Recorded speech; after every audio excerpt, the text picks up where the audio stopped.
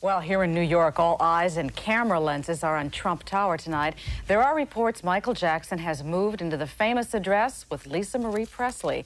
News 4's Bill Boggs is there now. What do you know, Bill? Well, Jane, I'll tell you exactly what I know. I know I'm in front of Trump Tower, and I know this may be or may not be the summertime residence of Mr. and Mrs. Michael Jackson. They may be moving in at this very moment.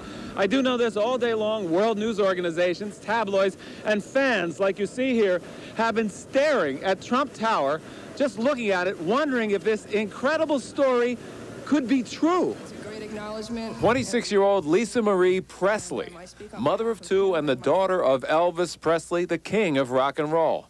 Married to Michael Jackson, the proclaimed king of pop? A superstar haunted by headlines of child abuse? Could it be true that they had moved into Manhattan's Trump Tower? The scene at Trump Tower today resembled a media snipe hunt. Cameras staking out a building for people who were said to be coming and going on the floor of a van that travels by elevator in this secret entrance. The reason? The New York Post reported the couple has been lent a duplex apartment by Donald Trump. But has anyone seen them? Not this New York Post photographer. I haven't seen them. Have absolutely no idea if the rumors are true. This Trump Tower doorman told me the media would go away when they learned Michael wasn't there. Have they received mail? No, I haven't seen any mail for them, and we do deliver to the building, so I haven't seen anything. Where could Michael be? Is Michael Jackson in one of these boxes? Any possibility of that? Let me knock. Not in that one. A neighborhood worker did have this report. I seen a long limo pull up one night, and a lot of people ran inside around this one guy. So it had to be him. And do people in the area believe they are married? And do they care? If it was true, I think Elvis would roll over in his grave. So you believe Elvis is dead? I like not to believe. But it's all about money, though. It's all about the publicity stunt about him being a child molester. They just seem to be so opposite. I think he's just doing it just to get the pressure off of him. So, you know, they say he's not gay or whatever he is. Well, I don't care anything about Michael Jackson. I can't imagine he'd marry a woman.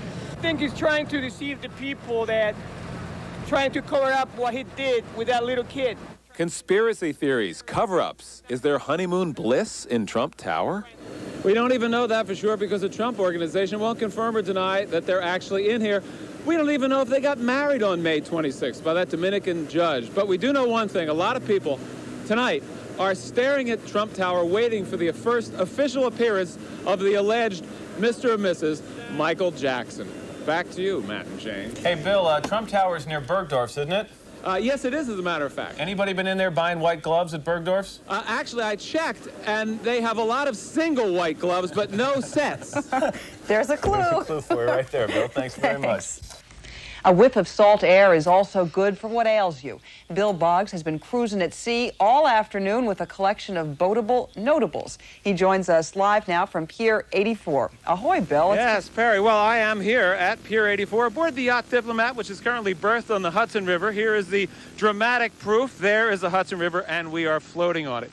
You know, there are thousands of parties going on all over the tri-state area. Even as we speak, there are parties going on, like the one that Peter Max is having aboard the yacht Diplomat from 10 o'clock this morning until midnight tonight, primarily because of Peter Max, the artist's special association with the Statue of Liberty and the 4th of July. Now, we can talk about that in a minute, but we got a great chance to cruise the waterways this afternoon. Let's take a look at the party in action. God bless America. No, I'm telling you why my husband isn't here, because he's in Westport and he's doing a play. So in Westport, Connecticut. Yeah. And the cranberry juice was flowing.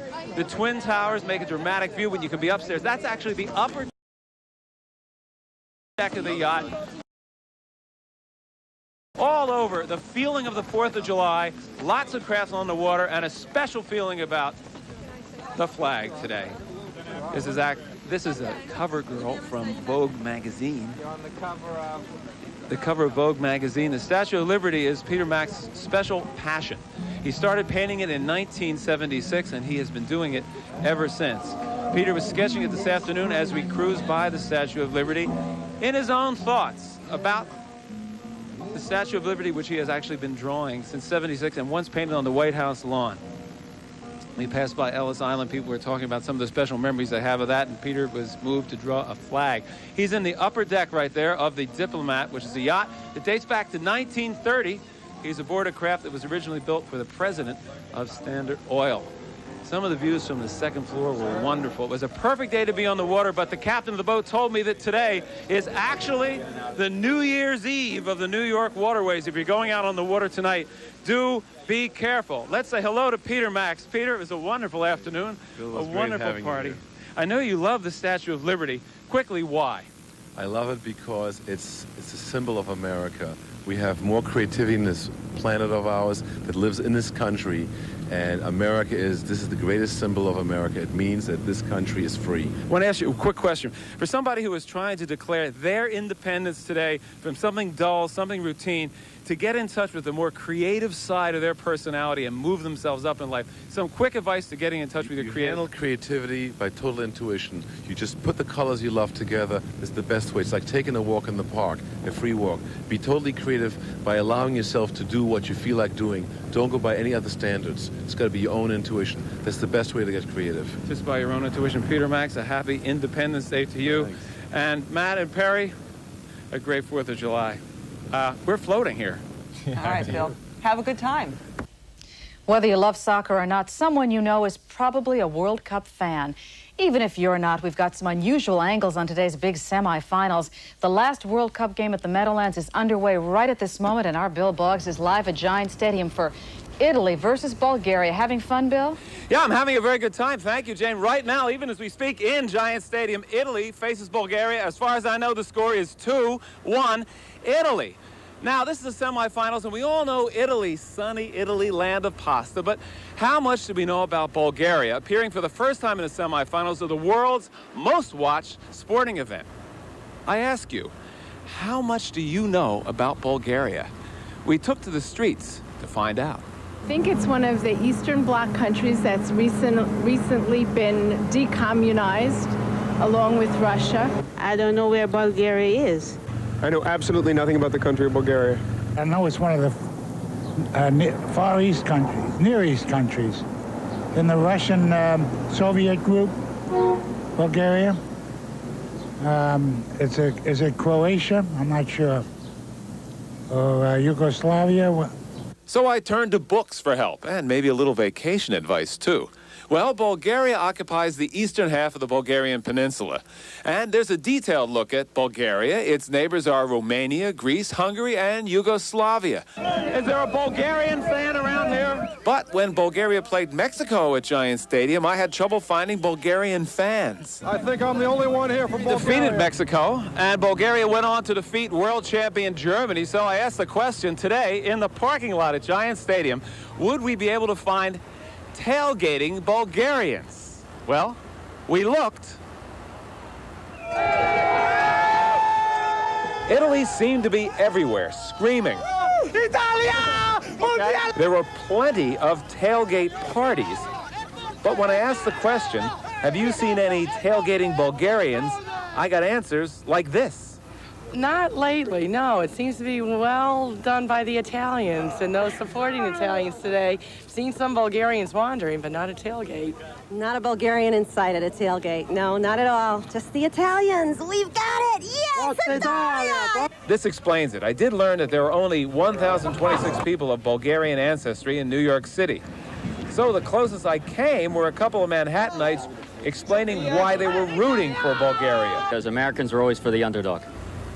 For the underdog. Well, underdog maybe in terms of how many people watching him in the stands, Matt, but you know, on the field, the numbers are equal. We'll see what happens in just about 40 minutes. Back to you, Matt. And still 2-1, as you know, Bill? Yeah, as far as I know, it's 2-1. The way I find out, Matt, is I scream to a limo driver who has information. Is it still 2-1?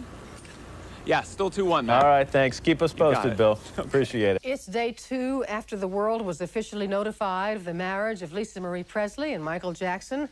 The invisible newlyweds have the whole town buzzing. Bill Boggs is at Trump Tower, where he spent the day trying to track them down. Bill? Yeah, Matt, Sue, I had a really good time today doing this. And before we get into the story, I've met a lot of interesting people. Like, for example, this woman here with an iguana on her head. One of the many people who have come out following this story of Michael Jackson and Lisa Marie Presley. But here's the situation.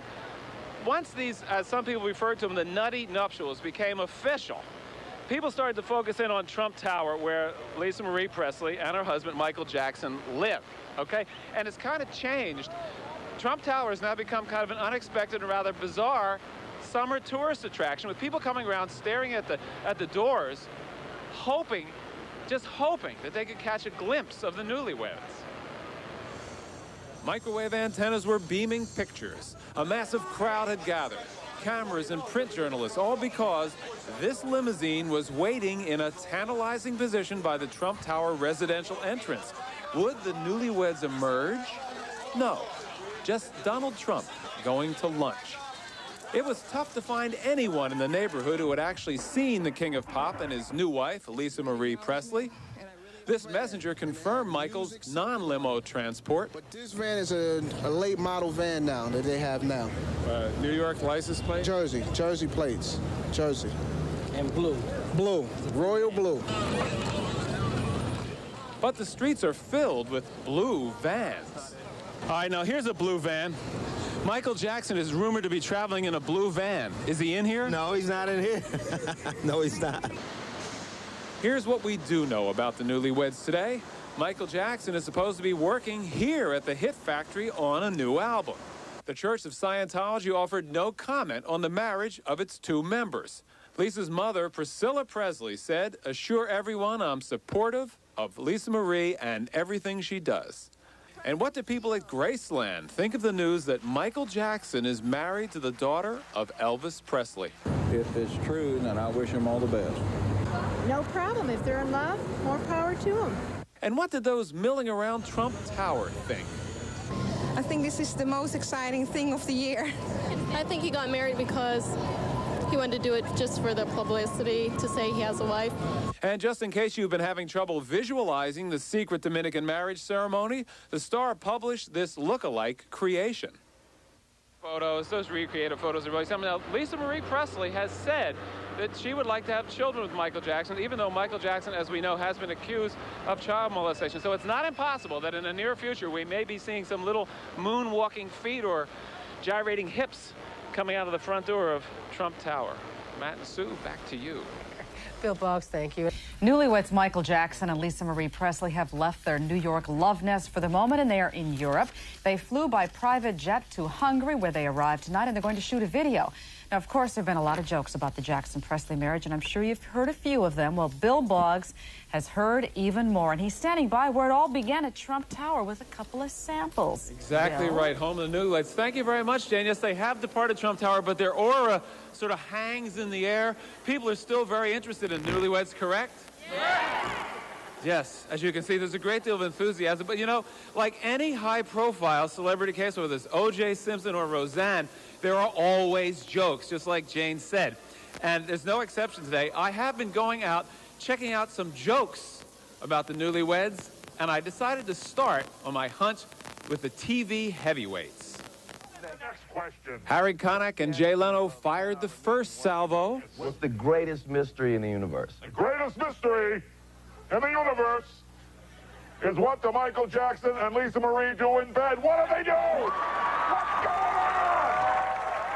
And Conan O'Brien had his take on the newlyweds. I gotta say, the two of you have not been seen out that much. No one's seen you around. Well, we've got business to attend to, Conan. That is one crazy lover, man. Stop! There's always street-inspired imagination. Have you heard any Michael Jackson, Lisa Marie Presley jokes? They got married. I think that's a joke. The hardened old pros at the Friars Club. They're no different than any normal people. They have a little more money. They have monogram money, that's all they have. They're so mature. You know, for the wedding, they registered at FAO Schwartz. You don't think they have any sex life, do you? In fact, if anything happens to her, he won't be able to identify the body. The day after Michael got married to Lisa Marie, his friend went over and said, "So tell me, Michael, is she or isn't she pregnant?" And he said, "Well, gee, I hope so. I'd hate to go through that again." I thought it was cute. That is cute. Listen, David Letterman had a top 10 list. I'm not going to go through 10, but I'll give you 3. White sequin glove prevents greasy fingerprints on fridge. 2, his squeaky ultrasonic voice keeps away mice. Never have to throw away leftovers with Liz dropping by. Oh, come on. Many more on the way. Jane? Well, Matt, here we are. I've actually spent most of the day trekking through Essex County trying to find some hint of information about an individual who bought a lottery ticket, which is worth $27.7 million. The winning numbers are 13, 15, 22, 26, 43, and 44. If you are holding that ticket, I would really like to be your friend, and I think I could get you on live at 5. And let's talk to some of the people. Where do you think this ticket is? How come we haven't heard from the winner yet? I don't know, but I sure wish it was me, let me tell you. Hey, you're actually looking through it to see if you got your lottery? Yes, in fact, Let's check it right now live on camera. This could be the greatest moment in the history of Live at 5. No. You don't have it? No. Anybody else hasn't checked the ticket yet? Maybe I'm the winner. All right, we're here. Come over here. We're here on the Ferry Street in Newark. It's a wonderfully colorful street. Here's a place called the Play Ball. Take you inside and show you a typical operation that sells lottery tickets here. Let's go inside very quickly. Do you think that you may have sold the lottery ticket that won 27? The Rolling Stones are bringing their Voodoo Lounge to the Meadowlands, and our own Bill Boggs is there for all the action. Bill, how you doing? Yeah, I'm fine. Thank you very much. Not a difficult assignment for this reporter covering a Rolling Stones tailgate party. Anyway, everybody's been out here since about 1, 2 o'clock this afternoon, all waiting. Because tonight, about 10 o'clock, somebody's going to say the magic word, gentlemen, the Rolling Stones.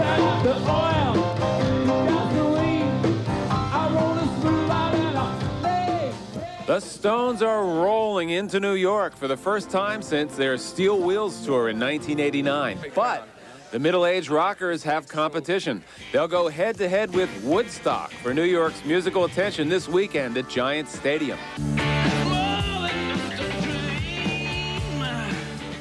This is what tonight's show will look like. On the current Voodoo Lounge tour, the Stones will be pumping out the straight-ahead barroom rock that has served them well for more than 30 years.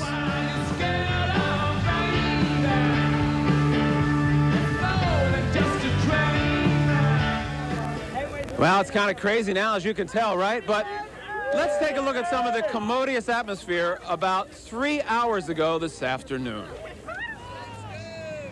These are Stones fans tailgating 7 hours before the band will actually hit the stage, setting up their own little voodoo lounges in the Giant Stadium parking lot. But why so early? Soak up the atmosphere and catch something from my head. I'm their boss, and I took off. If I take off, they get off too. And how come they're not going to Woodstock? For the price that they're paying and the restrictions being put on the show, it don't seem like it's going to be that much fun. I like a lot of the bands at Woodstock, don't get me wrong, but the Stones are way better than all those bands put together. There's all kinds of merchandise available, from $450 leather jackets to an assortment of $25 t-shirts, hats, ties, a 1994 version of that Stones logo, and temporary tattoos in case you don't want the real thing. All right, now let me tell you something. I'll show you the real thing. This is how easy it is to get the Stones fan motivated on a Friday afternoon. Here's Stan. This is Linda's car, right? Yes, Linda? my car. All right, we got a CD in there. Hit that CD. Yeah!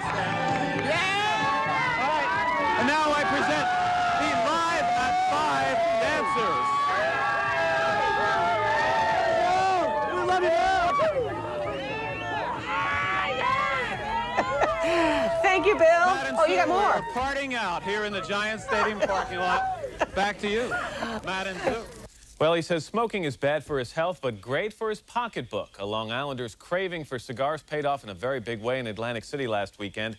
Dr. Frank Olivetta won a record $8.5 million playing the slots.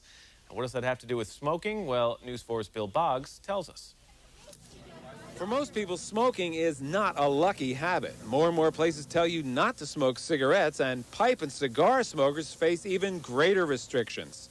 And even the formerly smoke-filled gambling casinos of Atlantic City are turning smokers away from many tables. But all those restrictions just proved to be one big puff of smoke from Lady Luck to the doctor who lives in this Belterre, Long Island house. They told him he couldn't smoke At the blackjack table, he took a cigar over to the slot machine, and Dr. Frank Oliveto won $8,545,507.89. He's a lucky smoker. Well, there'll be no more saving pennies in the kitchen, because life is forever changed for Dr. Oliveto and his wife Margaret, who've been married 25 years. Their Belterre family ranch-style home won't be sold, but they plan on building a second one on Shelter Island. The Olivetos have 3 now very happy children. Oldest daughter Meg got the good news when she came home from Woodstock. Frank started smoking cigars 5 years ago when he gave up cigarettes. He keeps a lucky cigar in the Bally Grand coin container he was using last Saturday morning when he hit the jackpot. On their outdoor patio, I talked to the Olivetos about the moment they won $8.5 million. I was actually mesmerized when I saw it, and I turned to the guy to my left and I said, "How much did I win?" It was the bells were going off, and he looked at it and said, "You won it all." What was your first indication that something big had happened? Actually, Frank came back to the table to get me. He came over and he said, "I think I won the $8 million, and he started running back, so I knew he was serious. But the last thing Dr. Oliveto said to me was, "Bill, I have to give it up." This is Bill Boggs, News 4, New York. It was a first-class popping of the question for a couple of theatergoers. Did this dramatic "Will you marry me" work? News 4's Bill Boggs is live at the Marquis Theater with the answer. Bill? Well, Sue, thank you very much. You know, we have some crazy things happening in New York this summer. Remember last week we reported on the couple from Jersey City who got married on the PATH train. Well, today, here at the Marquis Theater, during the curtain call of Damn Yankees, a Staten Island couple got engaged, and like all great engagements, it was a total surprise. The woman had no idea. Watch. The cast of the 50s revival was taking its bows, and the devious prospective groom, Garrett Filler, and the unsuspecting potential fiancée, Mary Alyssa Reig, who'd been dating 9 years, were seated in the 4th row when the question was popped from the stage. Yeah. Could you please stand up and identify yourself? What is this? There she is, yeah. Now you better sit down for this. There's a good girl. Now, Mr. Garrett Filler wants to know if you will accept his invitation.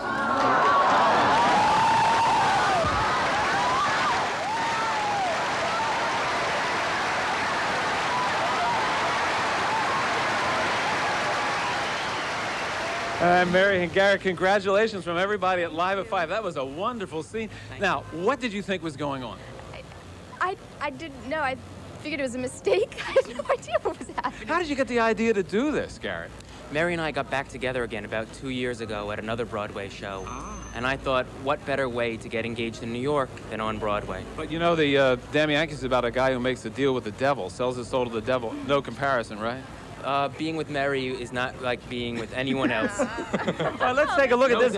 Here is the engagement ring. Where did you get this ring? I shopped until I dropped and purchased it in New Jersey. That's right. And we have a special Live at 5 gift here. Thank you. First, this is very rare. An autographed picture of Chuck Scarborough wishing you good luck right there. And you got this shirt, but you must sing "We're for New York" while you're wearing this, okay? As a happy 1, 2, 3. Ready? We're for New York. They'll have a happier marriage than they do a singing career. Congratulations. Let me give you a hug. Thank you. Back to you, Matt and Sue. It rained. There was the mud. They say drugs were everywhere. So were the sounds of... So I misread that one, didn't I? So were the sounds of rock and roll. So what did the 20-something crowd think of it? News 4's Bill Boggs went to Central Park to sample some opinions, and we assume the people who were at Woodstock are in the park, Bill. Well, there were a few, Sue. Thank you very much. So right here at this moment, live on the great lawn of Central Park. Now, they say 350,000 people attended Woodstock. Here on the great lawn, there have been larger music shows. Take a look. Back in '91, Paul Simon filled this space with 500,000 people. In the 80s, Diana Ross logged in about 400,000. No Nukes, about 400,000 people. So there have been giant music shows like that right in the middle of New York City. Of course, those people didn't get to sleep in tents or wait 2 hours in line for the bathroom. Anyway, Woodstock 94 is now over, and the extent of its meaning to so-called Generation X is going to take some time to figure out. But I came to the park today to talk to young people, to get their opinions about Woodstock, and they were very anxious to share them with me. Well, it had all the ingredients of Woodstock 1969, non-stop music, the baptism of surviving the rain, and thousands of muddy, happy people. There ain't no Woodstock without mud and rain. Gotta have it. Plus injuries and evacuations, and a few 90s touches like designer water and large screen viewing. But how did it play here at home? There could only be one Woodstock, because this one right here, it's all about money. The bands are pretty cool. I think it was too commercial, though. I think it should have been a humanitarian event. I think something should have been put towards either life or, animals, anything. It was like a lame attempt to recreate what was 25 years ago or 20 years ago. The bands were awesome, and I watched it. It was a lot of fun. You wish you had gone? What? Yeah, I wish I was there. Opinions by actual Woodstock attendees were mixed. These people drove 3,244 miles. Mud didn't matter. It really didn't matter. It was just so good. The music and the atmosphere and the people were just great. Even standing in the rain, it was fun. And they're saving the Woodstock script as souvenirs. While these music lovers weren't happy. It was just a zoo. There was litter all over the ground everywhere. I mean, people were just, peeing on other people's tents. I mean, it was chaos. And a word from a veteran of Woodstock 69 and 94. It was different. This one was more commercial, but I liked the music. I didn't like getting wet, though. Well, you got wet in 69, too. I got wet in 69. I did talk to one gentleman who didn't make that tape today who told me, well, back in 69, my mother wouldn't let me go, and this year my wife wouldn't let me go. So that guy has not made a Woodstock yet. Well, it's been a very, very interesting experience talking to people about Woodstock. What do you think the next large event here on the Great Lawn is going to be, Matt and Sue? Diana Ross. No, not Diana Ross. It is, in fact, going to be the Big Apple Balloon Festival over Labor Day weekend. Hundreds of balloons out here, which probably would have been a very good way to look down on Woodstock. Hot air balloon, I don't think anybody thought of that. We're now comparing the Big Apple Hot Air Balloon Festival to Woodstock. Is that what we're doing here? Well, we're trying to draw some comparison so I can toss it back to you, Matt. Okay, we'll take it. Bill, thanks very much.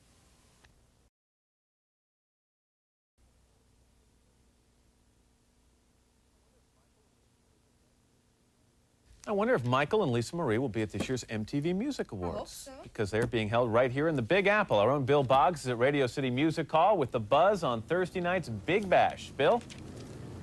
Well, let me tell you, some of the greatest video effects in the world are available every day on MTV, and they're going to be honored Thursday night right here at Radio City Music Hall for the MTV Video Music Award back in New York City for the first time in 8 years. Now, that show goes out live to 100 countries on Thursday, and the show may be Thursday, but today, Tuesday afternoon, the rappers were hard at work rehearsing. The show will present awards in excellence in the fields of music video and feature rare live TV performances by the Rolling Stones.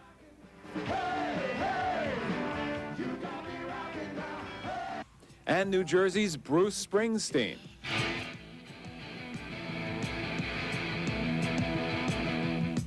The host, the never predictable Roseanne. And rehearsing this afternoon, hot rapper Snoop Dogg, one of the 11 groups performing live on the show. Snoop Dogg was working under a religious motif for the number Murder Was the Case. He'll make his entrance in a wheelchair and be backed by a choir of 17.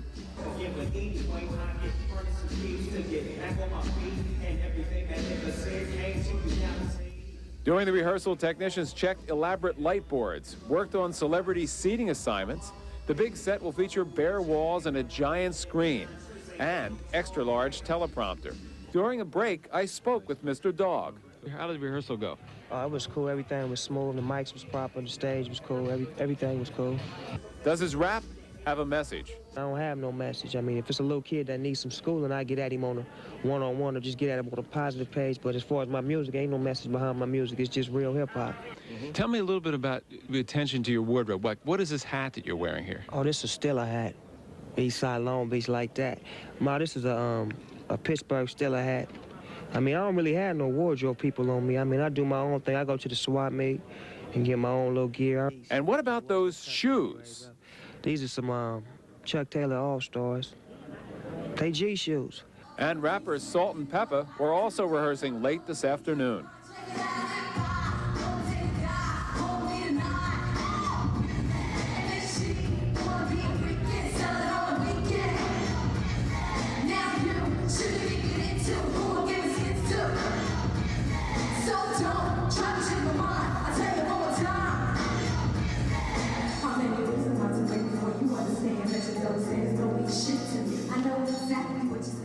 Now, one of the things I found out, Matt and Jane, from Doug Herzog, the president of MTV, is a question a lot of people wanted to know.